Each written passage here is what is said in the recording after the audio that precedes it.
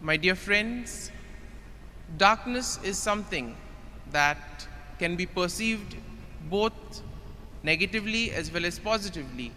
For some, darkness is fearful. They get afraid to be in the dark. For some, darkness can be comforting because whatever is done will not be known to the others.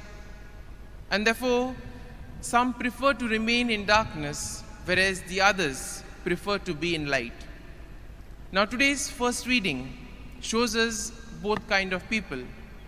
We have the priest and the elders and the scribes who want to remain in the darkness.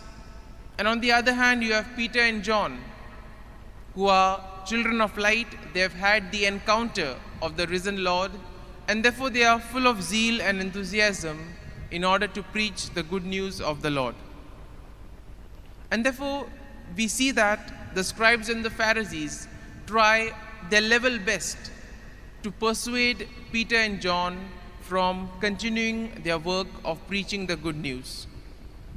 But we see that it is not enough. Peter and John are so convinced that what they are doing is right that nothing can shake their faith.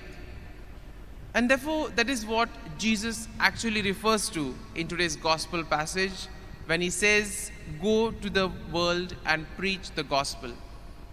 In other words, Jesus wants us to dispel the darkness that is there in the world.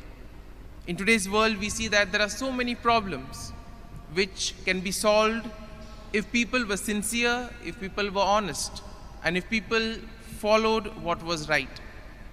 But at the same time, you also have things like ego, greed, and corruption. And because of that, in spite of knowing that it is wrong to do certain things, because of our pride, because of our ego, we tend to do the same things.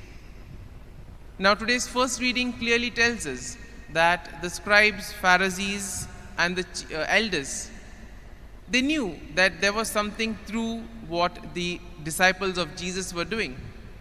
But then they were afraid that their reputation would be affected because the people would now follow Peter and John and the disciples, and nobody would pay interest to their teachings of the scribes and the Pharisees. And this fear of losing importance, of losing position, makes them to tell the disciples that they are not to do anything and not to preach in the name of Jesus. And therefore, our faith is supposed to be like Peter and John. Though we may have hardships, we may have difficulties, we are called to remain firm. And we can remain firm only if we are rooted and grounded in the love of Christ. All of us have had the experience of the risen Lord.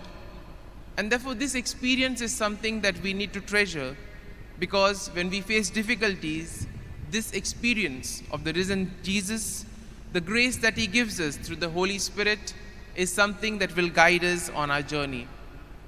So as we prepare ourselves to reflect on today's readings, let us pray for this grace, that we too may become children of light, going out to the world to dispel the spiritual darkness. Amen.